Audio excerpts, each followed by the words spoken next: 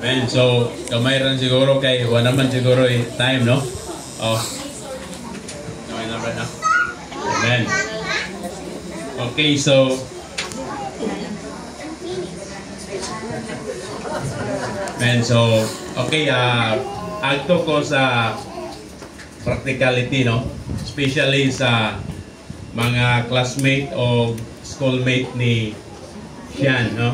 Nga ang life on earth is just temporary.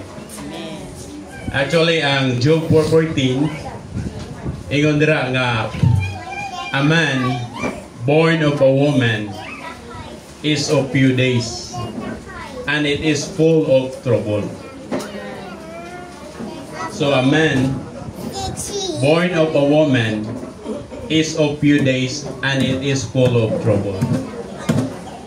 Then sa Hebrews 4:14 po, ang kinabuhi sa tao is like a vapor that it will appear a little while and then suddenly disappear.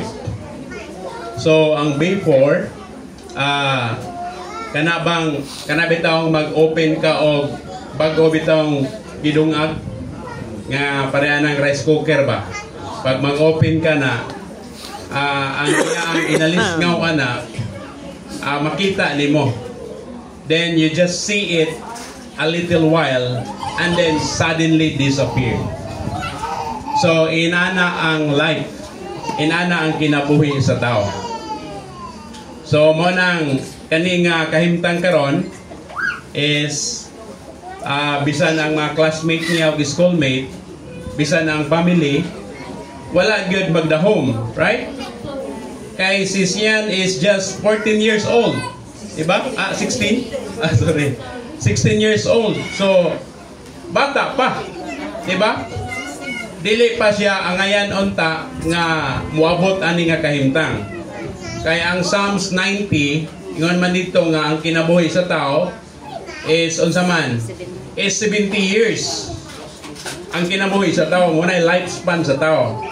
But because of strength, so kanang because of strength ra bot pasabot nga kanang yatimanan ng lawas or maybe healthy ang iyang living o ang iyang lifestyle, maabot pa siya og 80. So kung maabot kag 80, bonus na nay, no? Pila na may edad ni mo, nay? Oh, Lord Jesus. So 84 years old. So sa ato pa ang 14 years, bonus na.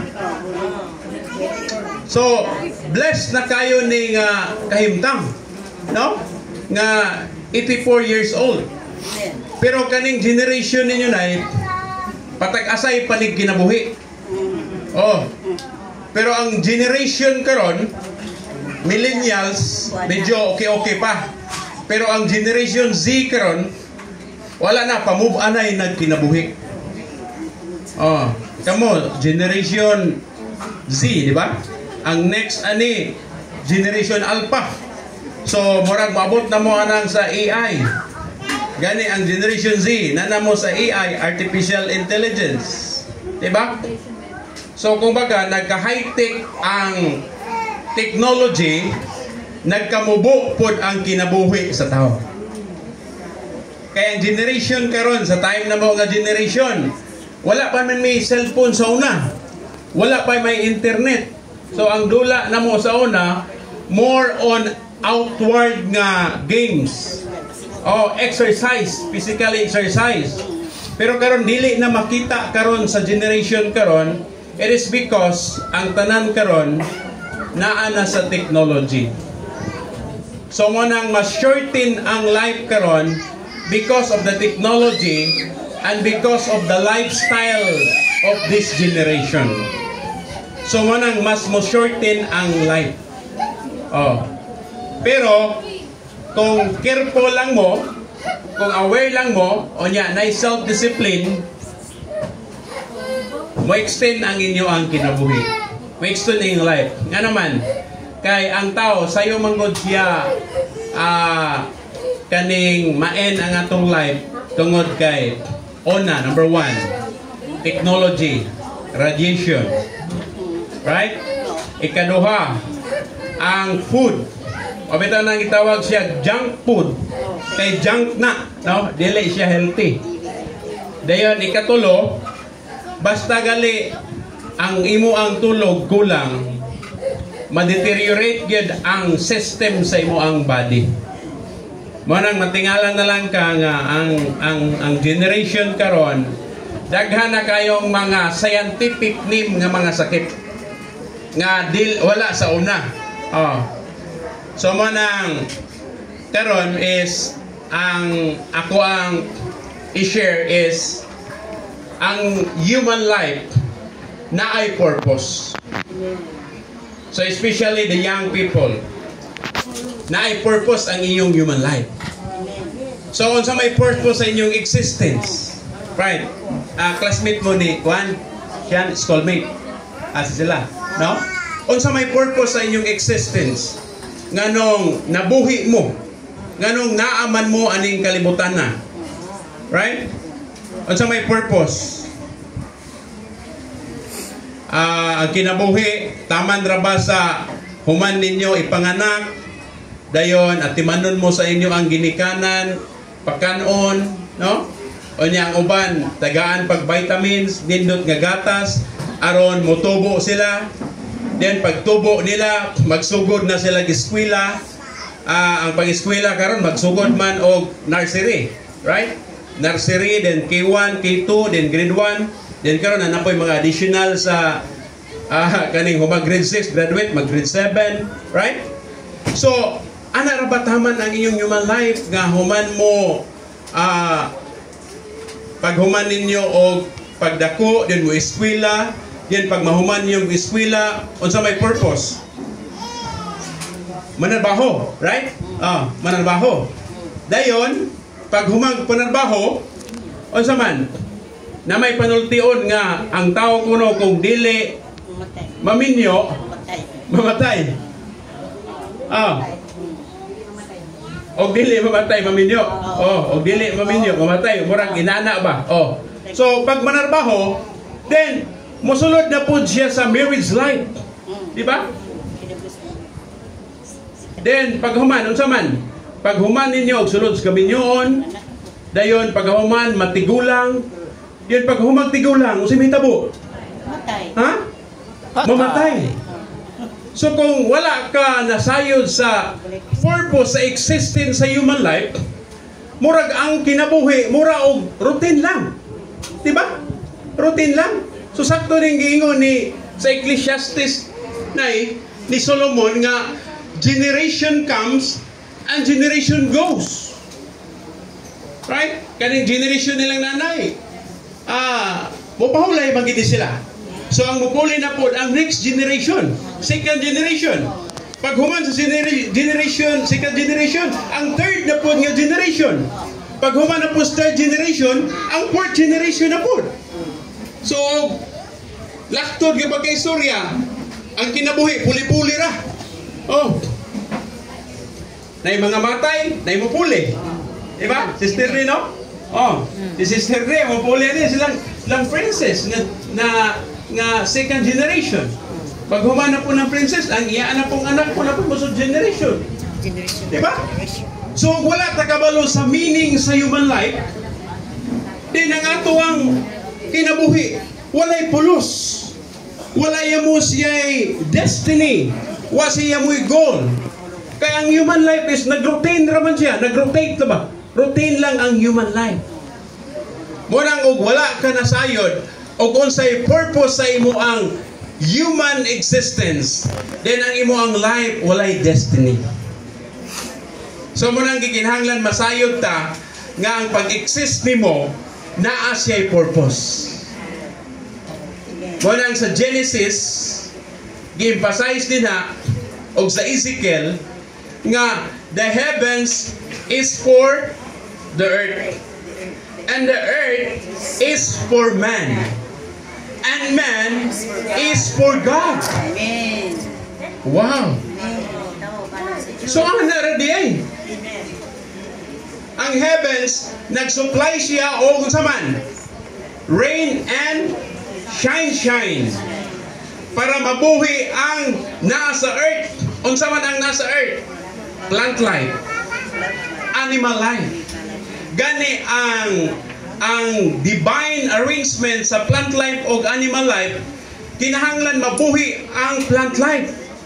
Aron mabuhi ang animal life. Kay kung mamatay ang plant life, ang animal life pod mamatay. Kaya ang pagkaon sa animal life naa sa plant life. Pero what if kung dili muhatag og blessing ang heavens? Why rain? Why shine?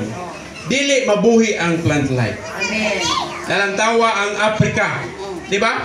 Ang Africa is murag curse, no? Kay init ang dapit. Nya walay ulan.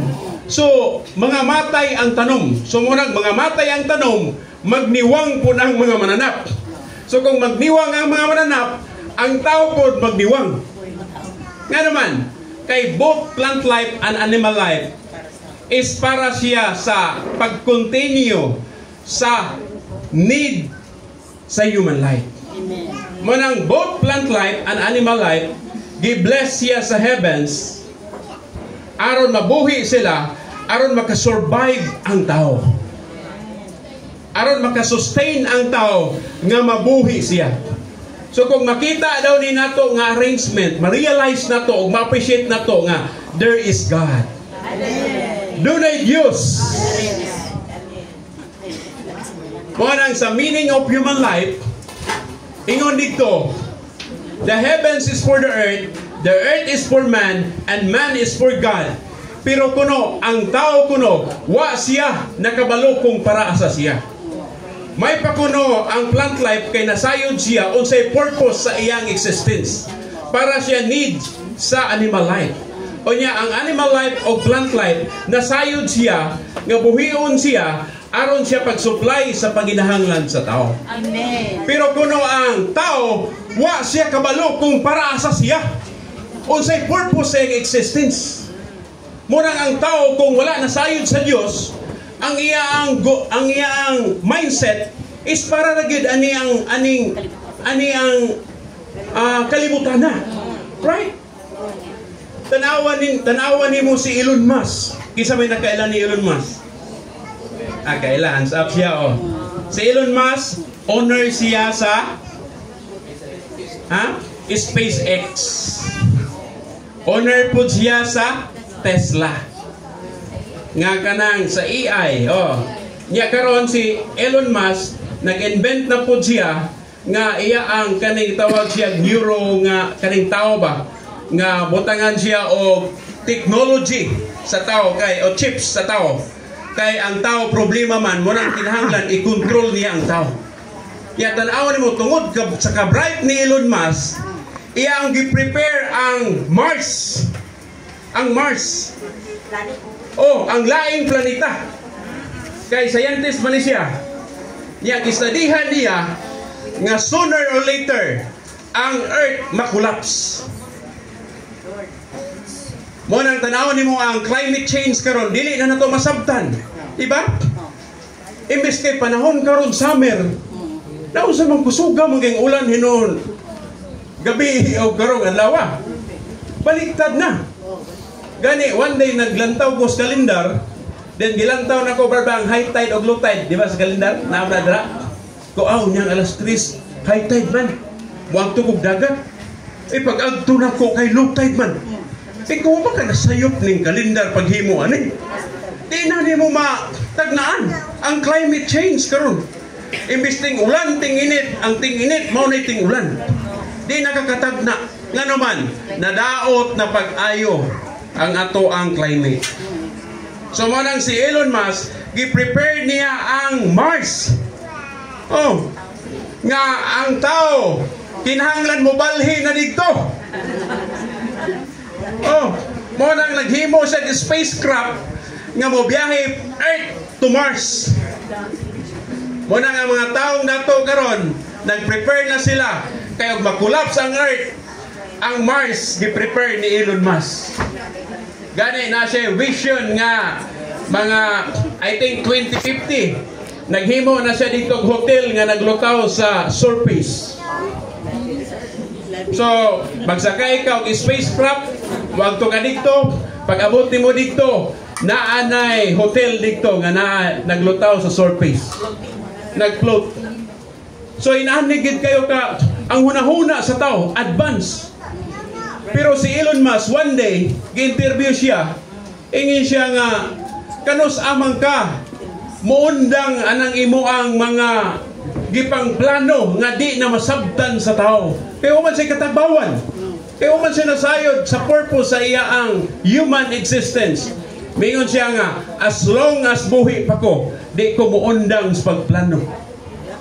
So, kung pasabot nga ang tao, wa na siya kabalo kung unsay iyang hunahunaon.